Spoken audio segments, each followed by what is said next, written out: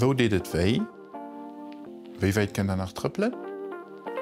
Gefäßchirurgie ist die Chirurgie, die sich um die Gefäße von der Patienten kümmert. Gefäße sind auch plötzlich drin und das sind Arterien und Venen, die man an der Gefäßchirurgie probieren zu reparieren, wenn sie irgendwie eine Erkrankung haben.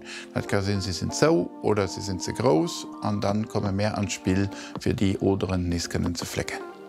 Also die Oderen können am Leben einfach Schuhe tun. Das ist einfach von den Patienten, das ist wie ein altes Haus. Da läuft halt Wasser durch, sie verkalken und irgendwie können sie zugehen, weil einfach verschiedene Abflüsse gibt. Das ist ein Heißdruck, den Fissuren an den Gefäßen möchte und dann setzt sich Kalk drauf und dann geht löst das Gefäß zu, was aber eigentlich ziemlich normal am Leben von einem Mensch ist. Bei den einen hat es leider nicht schnell wie bei den anderen, an dem muss ich dann helfen.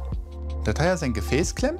Die ist aus dem Keller, mir wird immer noch benutzt. Die ist da, wenn ich muss, Oderen reparieren, für die Oderen können aufzuklemmen, weil sonst kiffen die bluten. Das heißt, setzen die an, machen die so, du hast den Dodel von der Oder aufgeklemmt, Reihe wäre auch einklemmen. Und da kann ich zum Beispiel für das Aneurysma, was kein Platz sind, und dann wäre es ganz schlecht für den Patienten, das Dodo zwischenspitzen.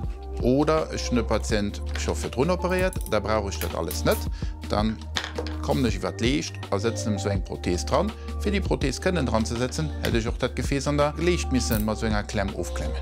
Diese Instrumente haben sich faszinierenderweise seit der Antike kaum weiterentwickelt. Hier besteht der Zukunftsfaktor in der Weiterentwicklung der Materialien.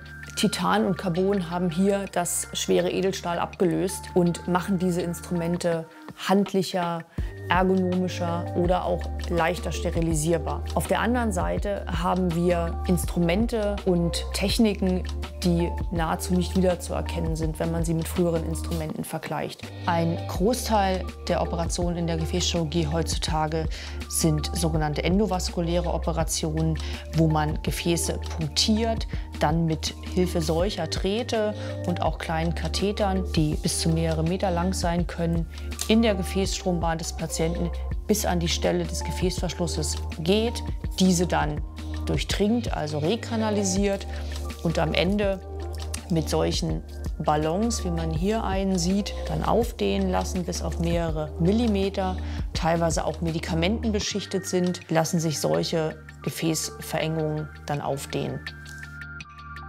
Gefäßmedizinische Erkrankungen werden aufgrund der zunehmenden Alterung der Bevölkerung in Kombination mit vermehrt vorkommenden Risikofaktoren immer weiter zunehmen. Aber die Gefäßchirurgie ist darauf vorbereitet. Sie ist ein sehr innovatives Fach, das trotz der rasanten Entwicklung von Techniken und neuen Therapieansätzen im letzten Jahrzehnt immer noch viele offene Fragestellungen für die Wissenschaft und die Medizinprodukteindustrie bietet.